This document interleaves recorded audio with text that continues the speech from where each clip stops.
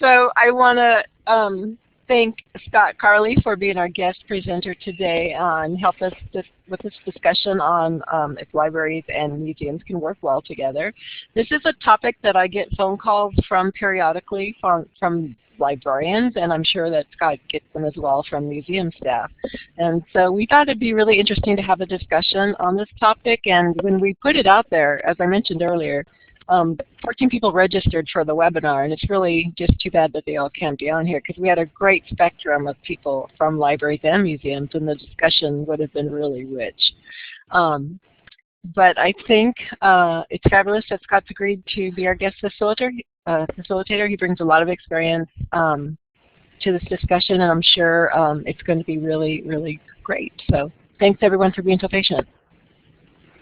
Yeah, thank you, Julie. And I think I know most everybody on. I don't believe I've met Christy, who apparently is up in Barrow or in Anchorage. I guess wherever David is, that's where she is too. So, but I have met David and Patience, and Valerie and I have communicated several times by phone. But I don't believe Valerie and I have ever met in person. So I'm familiar with you. It doesn't appear that we have any museum people online. I know Jane Lindsay was hoping to get on, but got caught up in the technical difficulty. So we will just move forward. I know that Jane is the director of the Juneau Douglas City Museum, which is pictured up in the upper left-hand corner. And Kathy Agiak would be great to have on because she is in charge of the Inupiat Heritage Center, and I believe by default or by combination also involved with the Simon Paniak Museum in Anaktuvuk Pass. So we have a couple other images up there. One is of the Seward Community Library Museum, which just opened its doors in a new building not that long ago, maybe about a year and a half or 2 years ago. And then in the right-hand corner, we have the January 2013. So 2 years ago and a little bit. And then we have the new library building in Homer on the right-hand side. So I just thought I'd throw those images up. We're titling this talk, When Libraries and Museums Work Together, Everyone Benefits. And so I'm just going to continue. The plan here is just to run through a few slides, but this was never intended by Julie and I to be a lecture. It's more intended to stimulate discussion. So that's what I'm hoping to do. I want to throw out some ideas or some statements or some perceptions, some realities. I want to just throw things out there to get people to, to stimulate conversations. And one of the things that Julie shared with me is an impression maybe that librarians maybe share or focus, not share, it's not focus, but maybe librarians have this impression that museums are about objects and that libraries are, or museums are object focused and libraries are people focused. And when I read that, I thought that was kind of funny. I was amused by it, not because I think it's not necessarily true from the object side or from the museum side that they're focused on objects, but if you ask a bunch of museum people, they would say that libraries are book focused. Museums are object focused and libraries are book focused. So, in my opinion, museums are no less people focused than libraries are. But I do believe that it depends on which side of the building you happen to be standing on to relate to that. But museums have been criticized for this, not only perhaps by librarians or the library world, but we, in the museum field have been kind of dealing with this impression.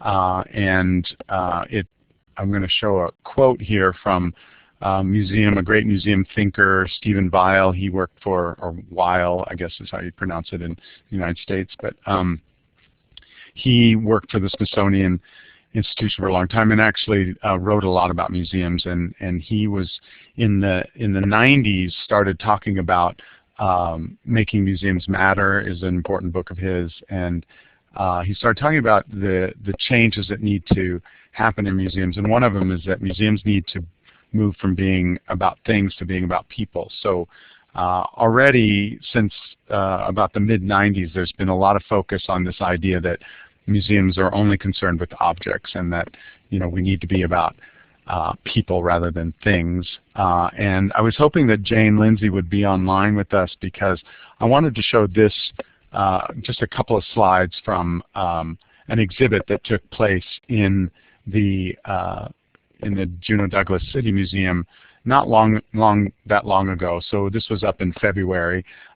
This isn't an exhibit that was up during the tourist season. This is an exhibit that they put on specifically for kind of the off-season. This is specifically for the community of Juneau. And the exhibit was called Ordinary Things, Extraordinary Tales. And it was interesting because the couple of objects that I'm showing right here are pretty pedestrian objects. They're in the collection, but without a whole lot of context, they aren't that fascinating of objects unless you have a lot of specialized knowledge. And what I found really interesting about this exhibit was that they went into the community and they selected about a dozen people to come into the museum, into the storeroom, and to select objects that they wanted to write about, that they wanted to write a label about or talk about, or objects that had something to do with them. And what's interesting about it, on the right-hand side, there's a piece of machinery and a label that talks about. On the left-hand, or the opposite, the left-hand slide is machinery and the label. On the right-hand slide is an adjustable wrench. And one of the things that they did was they selected people from all over the community, from different walks of life, to come in. And why I found this was interesting was because they were giving context and bringing sort of a human story to objects that are in the collection pretty much without much context. I mean, we might know where they were collected or perhaps who donated them, and we could look up what these machines do, but there's no real story behind them. There's nothing that that relating to people. So they provided this context. They provided this story, and the adjustable wrench, the maintenance guy for the City Museum, was asked to select an object, and this is the object that he selected. And being a maintenance guy, you could see how he would have a relationship to tools, but the story that he wrote actually didn't have anything to do with his job as a maintenance person, or the fact that this was a tool that accomplished some task. What he wrote about was the fact that he is a father of 6 kids in a blended family, and how an adjustable wrench saved time for the person using it, and how time is an important element for him as a father of this family of 6 kids. And he never seems to have enough time to do things. And he wrote actually a narrative about this, some prose, but then he also wrote a poem about it.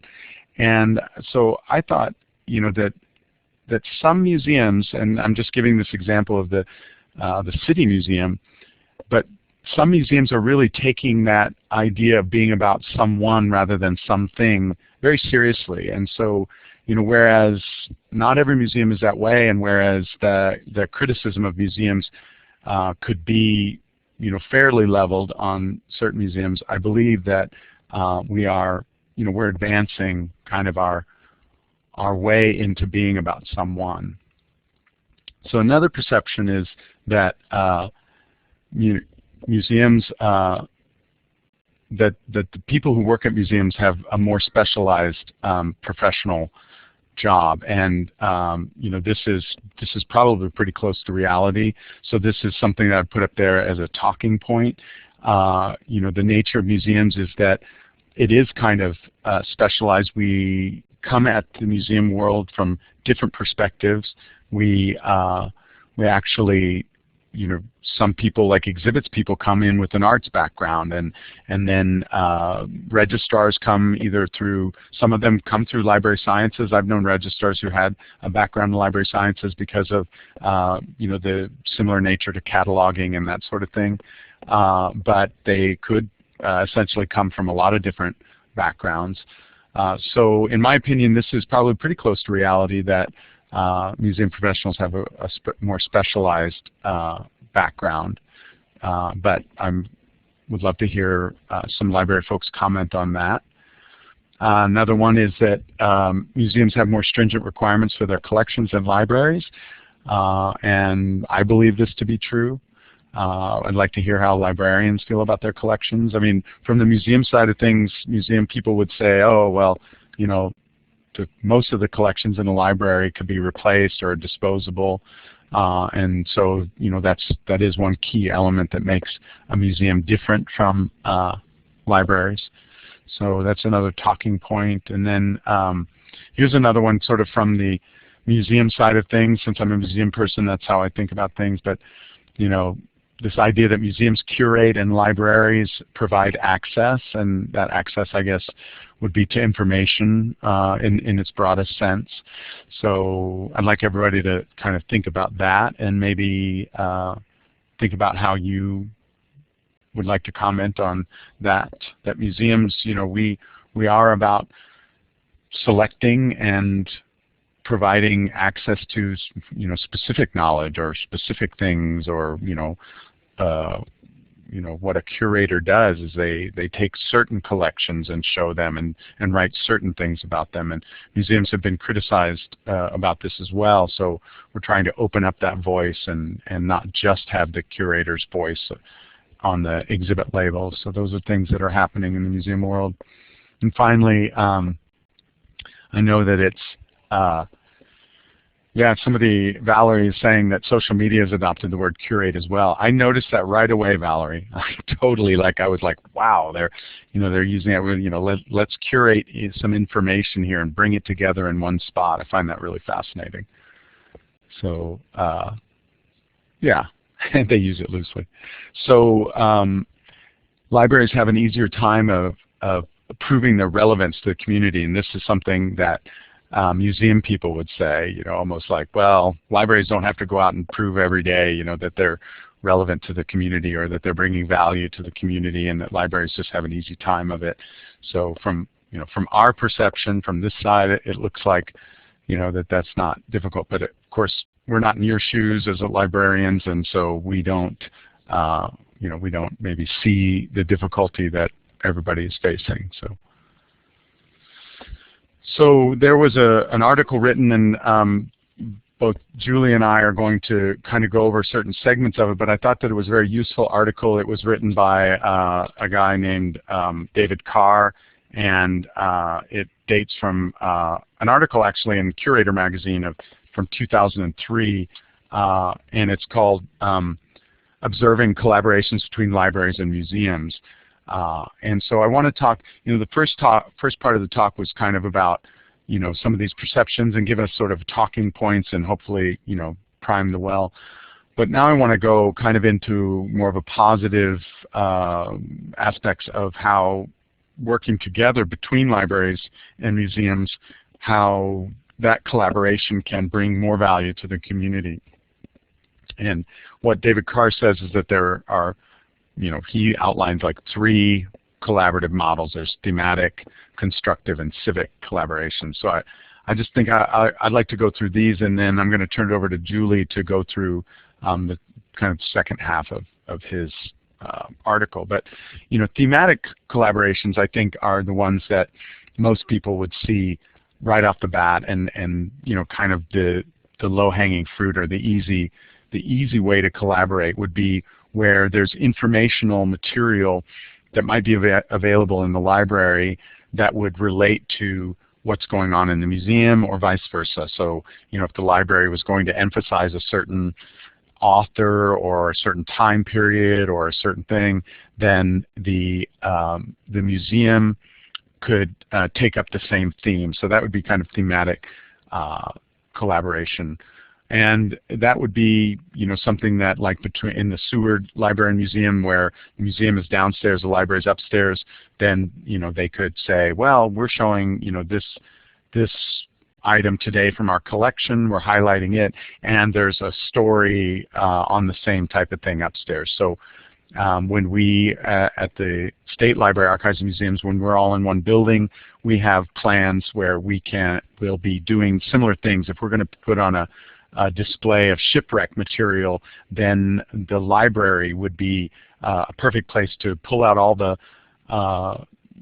literature or nonfiction, fiction, those sorts of things on the shipwrecks in Alaska, and then people could round out their whole knowledge base with that. So then there's also an opportunity for objects or specimens to be displayed in libraries to enhance or stimulate interest in a certain topic, and that's also something that can take place. I'd like to see more of that taking place, especially if a library is maybe the only type of cultural institution in a small town, or if the library and archive are not in the same building. It's nice that they can show objects, and this this gets back to a whole discussion that we could have about this specialized nature of the museum and the objects, and our sort of public trust duty to preserve or to care for collections in perpetuity. Those sorts of things are kind of contained in that idea. So constructive collaborations are, where, and this is a little bit harder, conceptually, but it's where there's, like a community-wide issue that is taking place. Maybe there's been, a challenging aspect in the community about, minority voices, or racism or something. This is something that both the museum and the library collaboratively could take certain aspects of it. And the idea behind this, as opposed to just a thematic one, is that things would be created that would actually generate more interaction, rather than just kind of more passive way of somebody going to the museum and seeing an exhibit and then going to the library and getting more information. This would be a way of libraries and museums to work together, either in conferences or workshops, or different ways of stimulating the conversation, different ways of even recording that conversation to increase public value. So that is a more active approach to the collaboration. And then, civic collaborations, this goes even one less, or one more, this goes even one more step, sort of higher up the abstract ladder, but, this idea of helping to create a civic society, or a civic place, or civic values, so that's where, this type of collaboration, where museums and libraries would work together to kind of, rather than self-generate aspects of exhibits or things that would be on display in the library, but actually actively seek out to address concerns of the community, or ideas of what it means to be a community, what it means to have civic values, those sorts of things. So being very proactive about kind of a civic awareness. And as it says, develop an awareness, respect, and understanding within the community, and develop a sense of civic responsibility. I mean, all these things are ideas about how we're building the kind of community that we want to live in. So those are these ideas where museums and libraries would be able to collaborate. And I thought it was interesting to read because the first part of it, the thematic one of it, was really, as far as I got in my just general thinking about collaborations. But then in reading his book and reading the article and thinking further about it, these more abstract ways are very interesting. So now I'd like to turn it over to Julie to go over kind of these observations on collaborations. Thank you. Can everybody hear me? Because I had my mic off for a little while, so just let me know. Can you hear me? Okay, great. Thank you, Patience. So the book that we were talking about is David Carr's book titled A Place, Not a Place, Reflection and Possibility in Museums and Libraries. And when you came on, you should have received a PDF of the Chapter 8, which is the chapter that, which is included in his book, and it's called Observing Collaborations Between Libraries and Museums, and his 8 observations are listed within that chapter. But before I go there, I wanted to talk about another article that was written by Wendy M. Duff et al. There are several other people included in this article. It's called From Coexistence to Convergence, Studying Partnerships, Collaboration Among Libraries, Archives, and Museums. And in their findings, they did a research project studying various collaborative projects, and it was published in September of 2003, volume 18, number 3 in Information Research, and I'll provide this to anyone who wants it. They found 6, I believe it was 6 different positive things that could emerge, or 6 positive reasons for pursuing collaborations between libraries and museums. And those were to, obviously the first one, as you can all imagine, would be to serve users better. The second, to support scholarly activity. The third, to take advantage of technological developments. Fourth, to take into account the need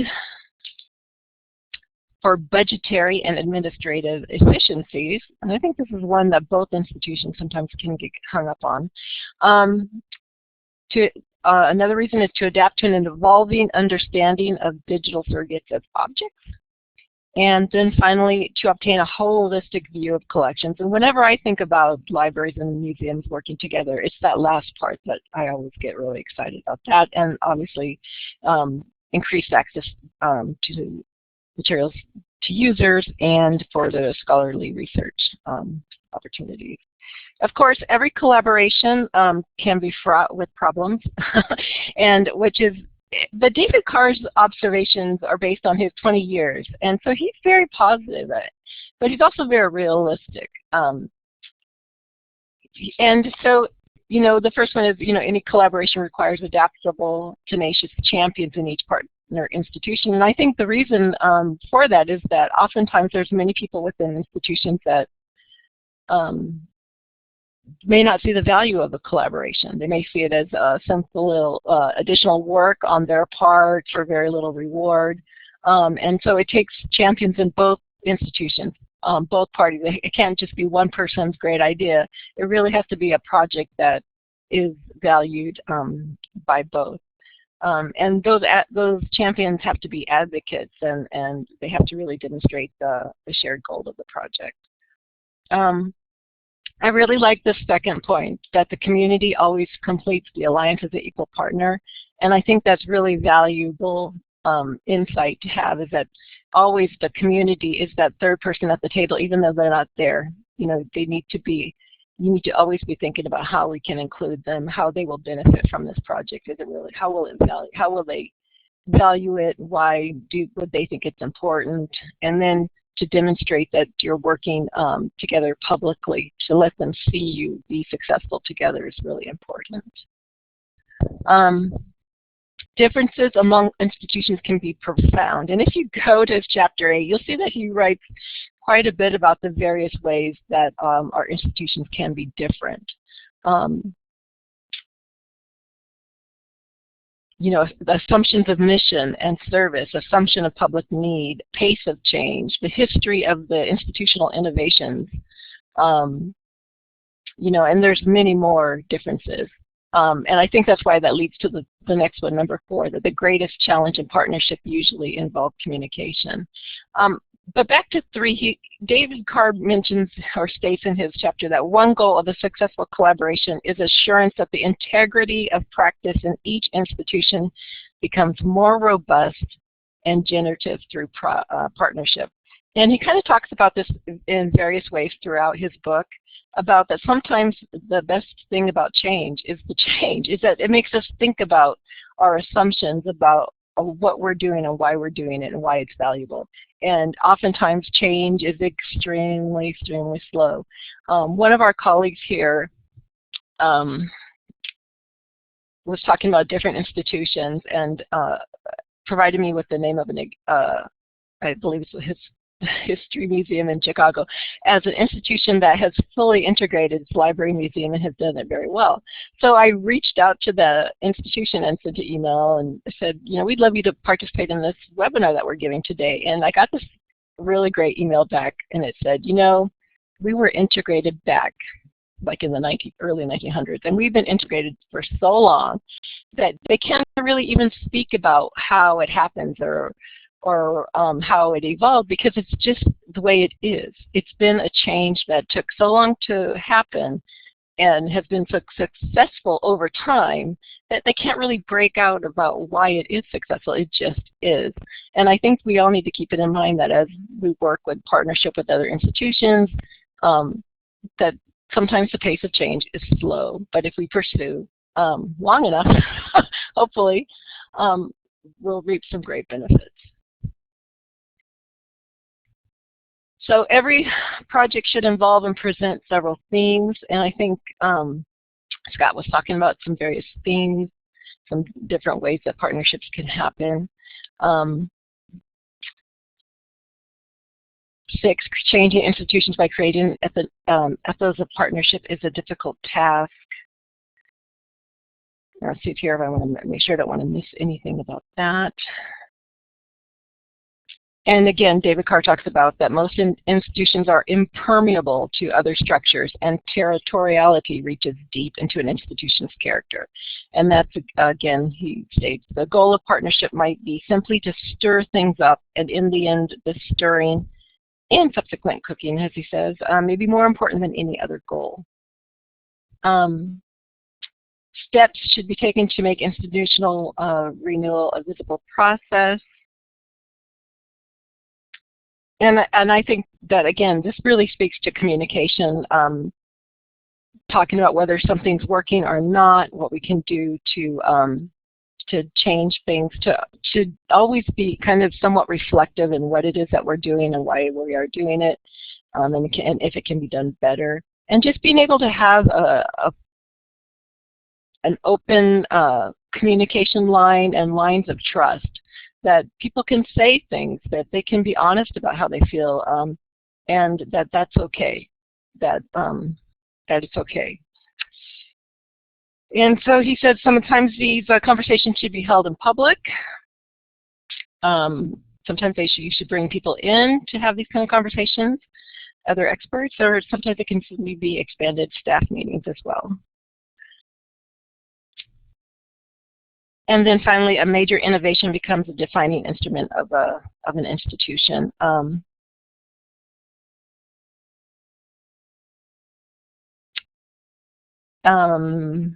And he states here, it requires articulating values and taking actions that extend its character and interest. Such innovations also require an institution to place the community at the center of the work. And again, that's bringing the community, having a place at the table for them always. Thinking about how what we do and why we do it's important to the public.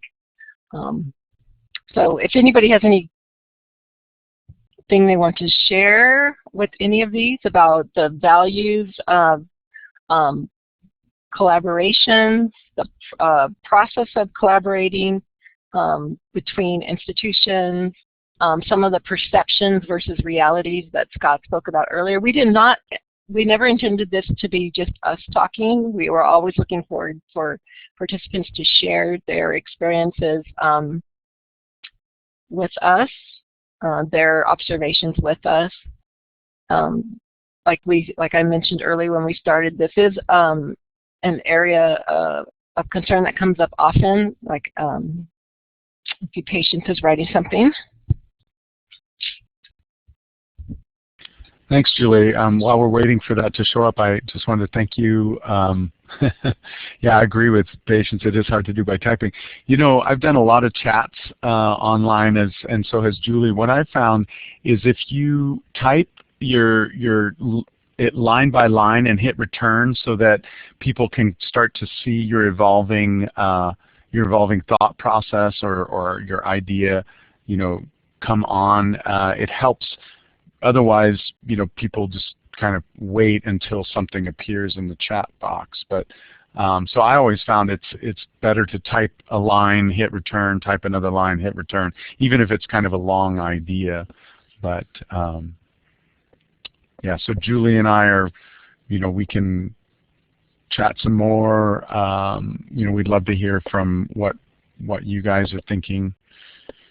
And I'm very interested in the library world, not coming from that area.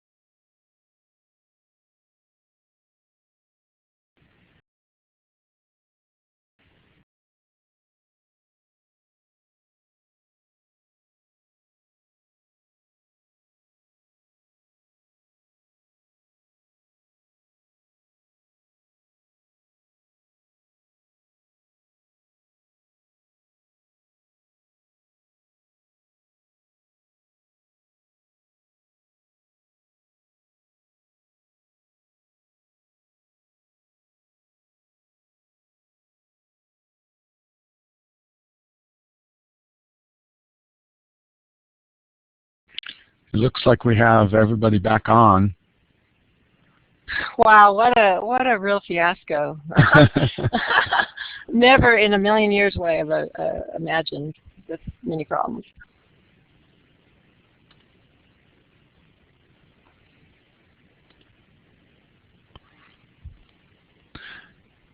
So it looks like we got Christy on, David, Christy Kimek on, David, Patience, Valerie. It's almost everybody, right? That was everybody.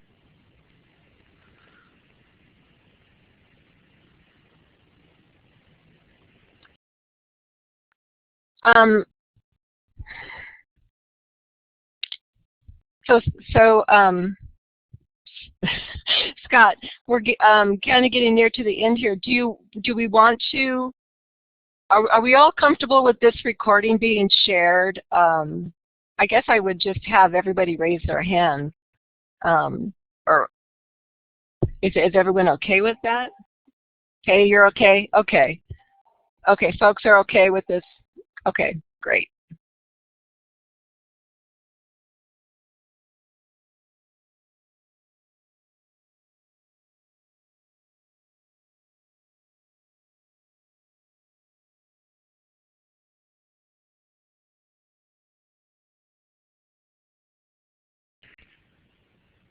So I lost my mic there for a second, but now I'm back on, sorry.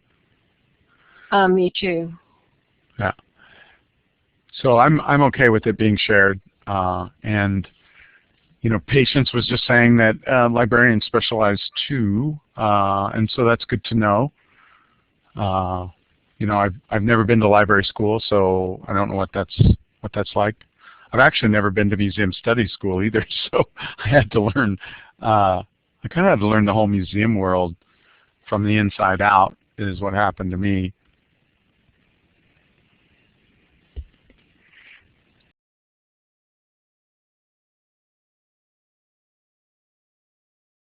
Well, I can just speak on a little bit on how librarians do specialize.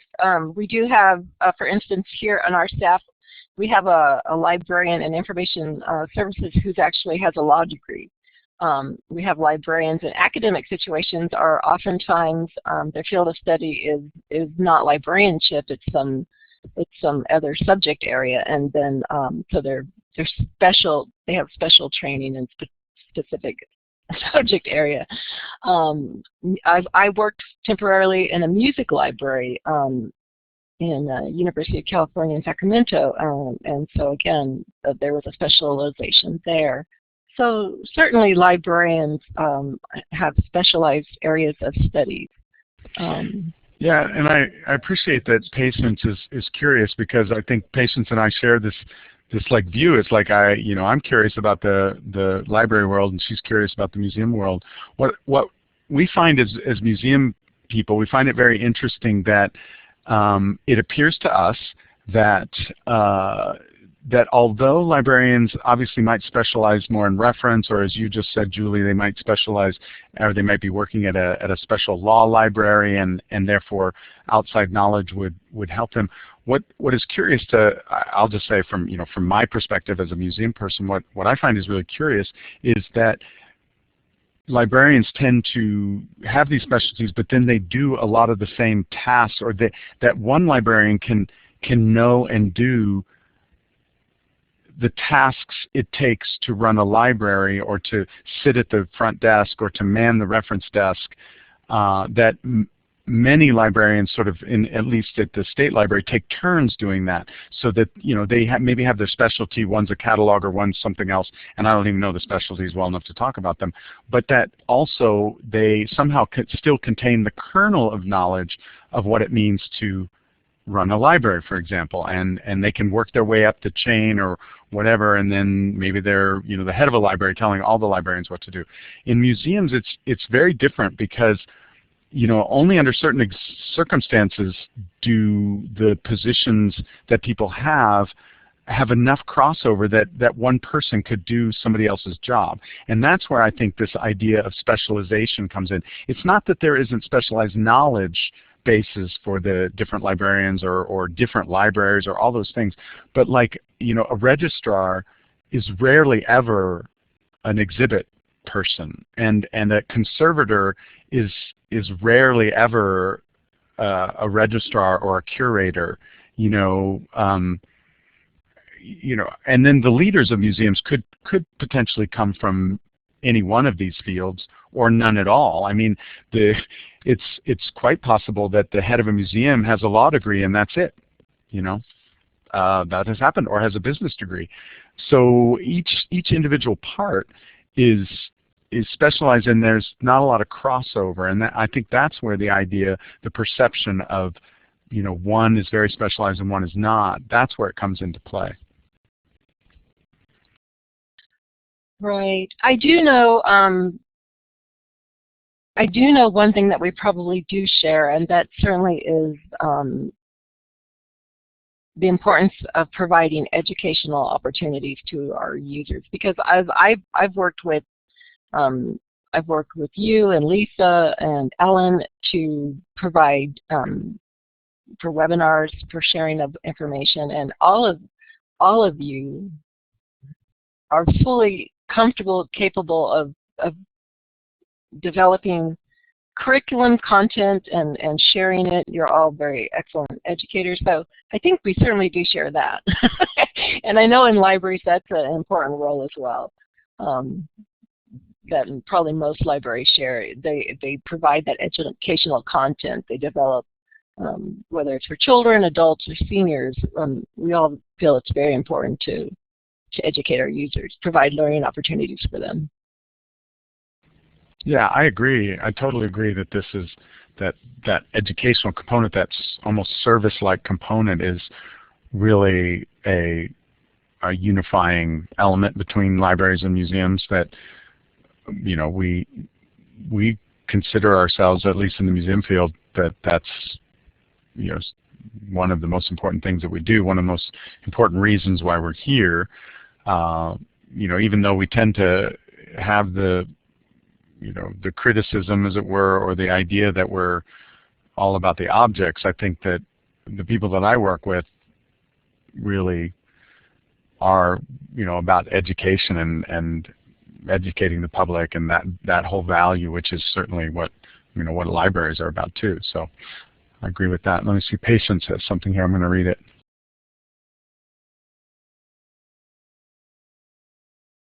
Could you read it aloud? Because for some reason my chat disappeared.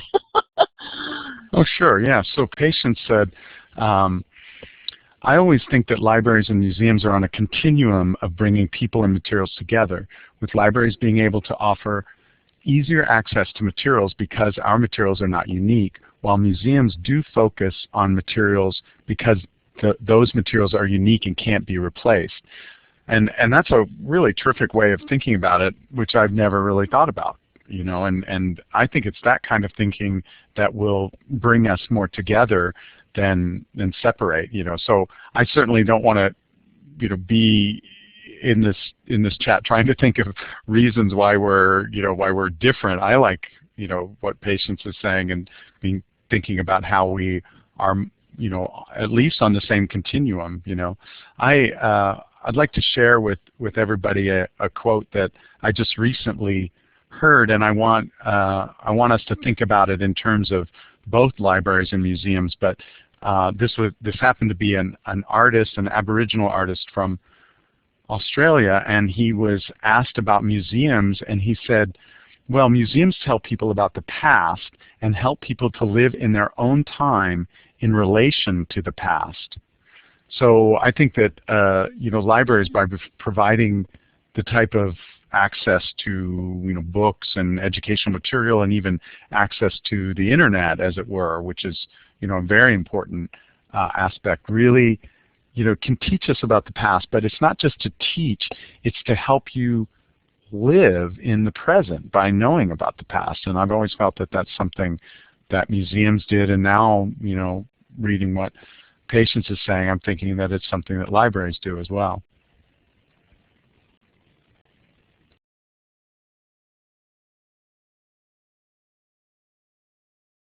Looks like we have Valerie writing and Patience writing as well.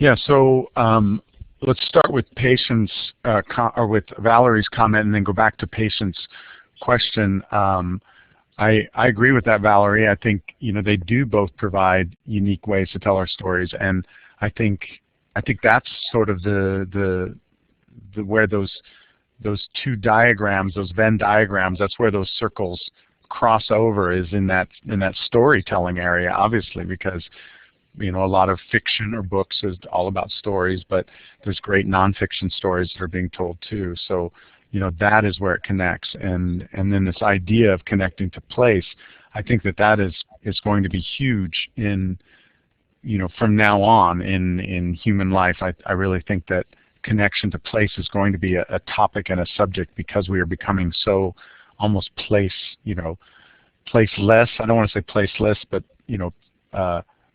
the internet makes it so that you can communicate with somebody around the world, and it doesn't matter, so place is being blown wide open, and I think that that's really an amazing thing that we have to keep in front of us, is this idea of place. And there's lots of talk about museums and place-based education and those sorts of things. So and we're a little bit past the hour, and I don't mind staying a little bit longer, but I do have, I'm teaching a workshop this week, and I kind of have to get back to it. So I'd like to maybe take this to 2:15, and then we'll have to kind of call it good. But to answer Patience's question about museums, the easy answer is just to say, oh yes, of course there are different types of museums. There's art museums and history museums and natural history museums and blah, blah, blah, and technology museums, all this.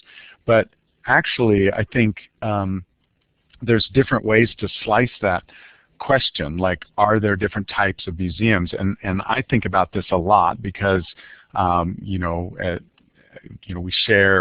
kind of share an activity where we are both trying to develop something. I'm trying to develop museums, and you, Patience, and Julie are into library development. So there are different types of museums in terms of who owns them, or who are they for, or so there's municipal types of museums. There's federally run museums. So there's museums run by governments. There's museums that are nonprofit, and then there are a few private museums that make money off of, that actually make a profit, so they're not a nonprofit organization. And then there's places that use the word museums that aren't really museums. So that's kind of a whole interesting thing. I mean, anybody can slap a moniker on their door and call themselves a museum, and there's very little criteria for doing that, and there's nobody around to deny them the ability to do that. So I've always found that really interesting, that And that may be something that libraries don't really deal with, although outside of our house we have the little free library, and so I guess Ellen and I have become librarians without even knowing it. we're little free librarians, I guess. But so Patience is saying, interesting, library types are frequently based on audience, public or school or academic, while the Museum of Art, History, Natural History are based on topic. And that is very true.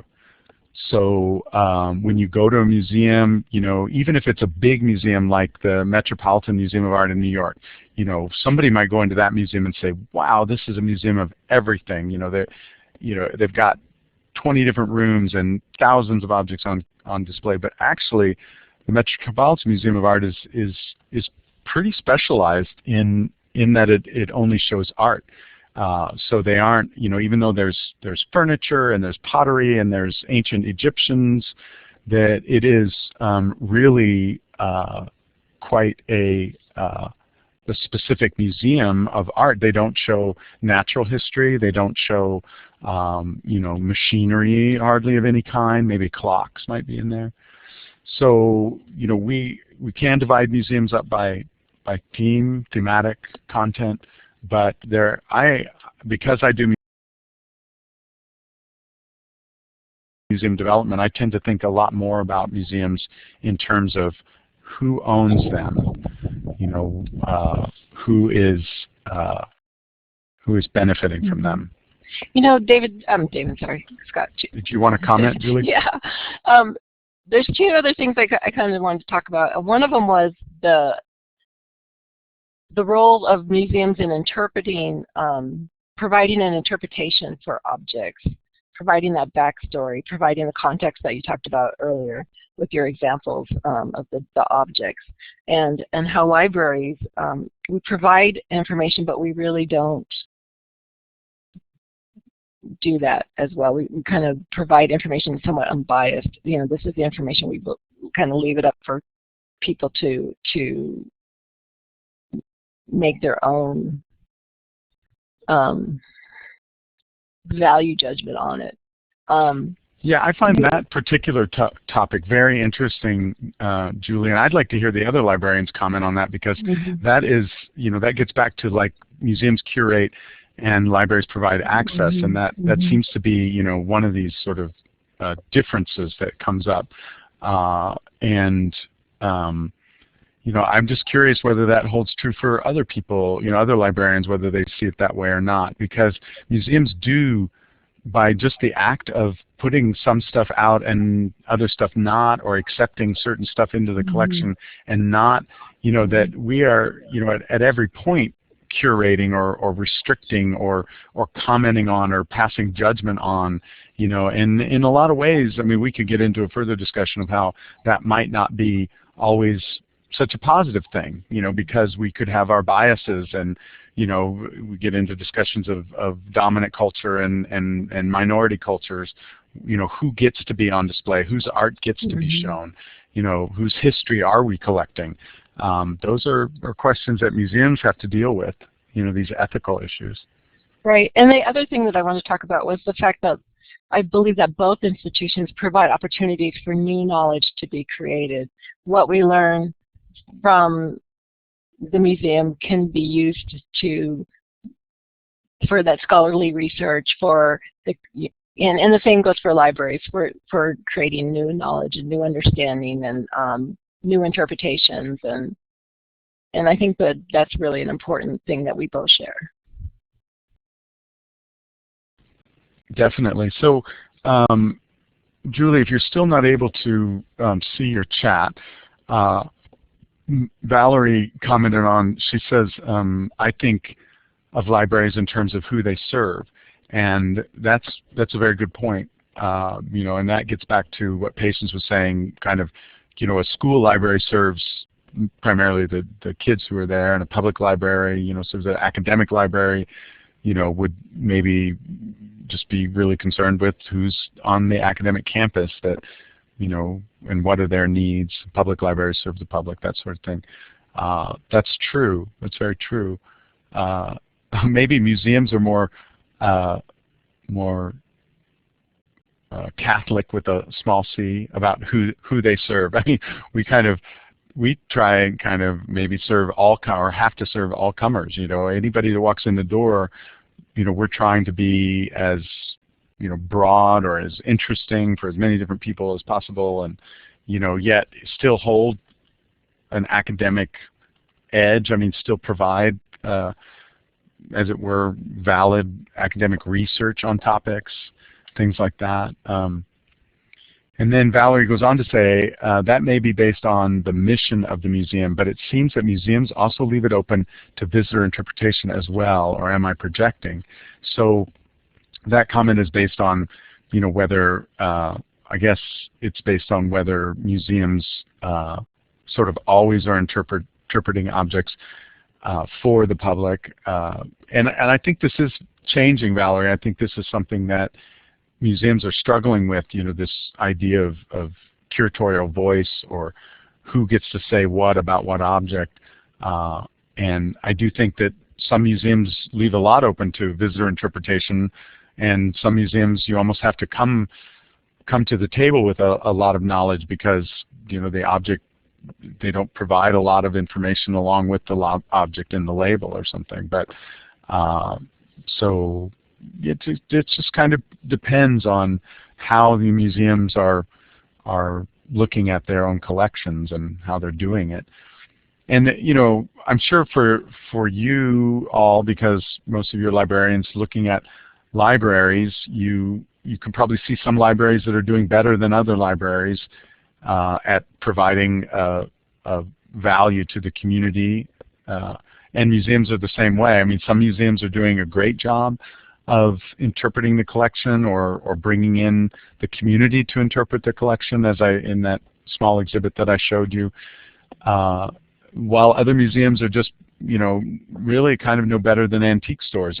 They have a lot of stuff on shelves, it's old, and they put a little type label next to it that says Underwood typewriter, and that's about all you get.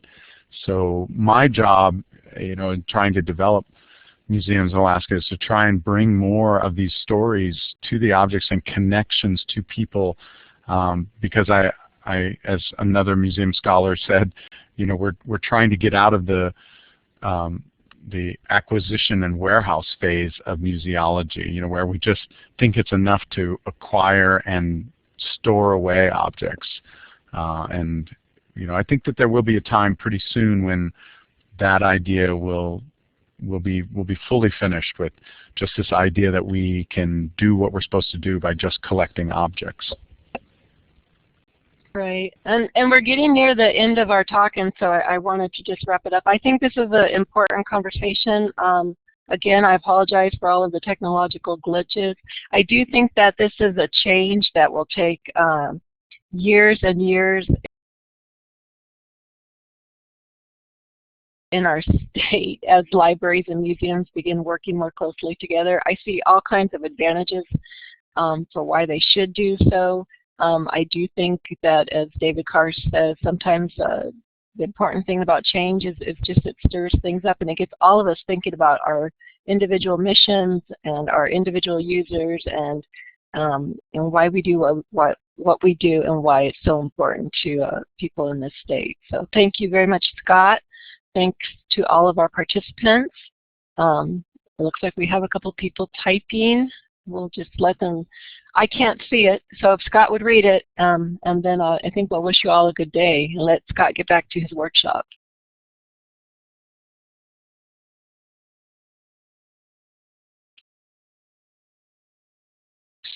Scott, are you able to share what people wrote? Oops, sorry about that. I was talking away without my mic on, so oh, I apologize for that.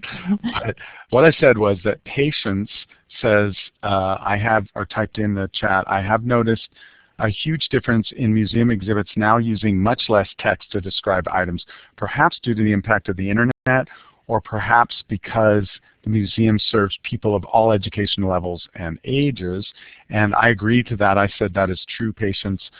Museums are putting much less labels, and I hadn't really thought about the impact of the internet, but that's probably true, because you can get information quicker and on your smartphone.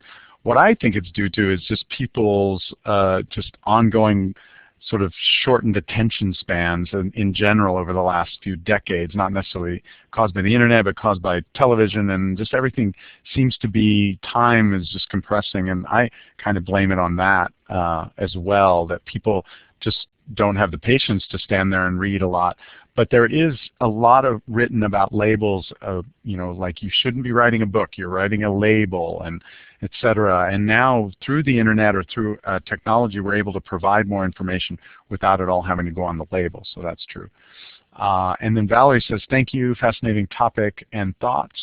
And then David said, thanks, we still have a long way to go. Artifacts will turn to dust, the written word will live on. It sounds like a manifesto of some kind. All right, David. But in our new building, we're going to be able to preserve artifacts for a little bit longer before they turn into dust. But we'll see. But this has been fascinating, and I would love to continue this discussion in any format that we all see fit, because it's something that the state library archives and museums are going to be discussing for the next probably decade of how we can work better together. So anyway, I'm going to sign off now, and I just thank you all for your attention, and hopefully people who weren't able to get on can kind of view this and then start talking about it as well. Okay, I'll stop the recording, and goodbye everybody.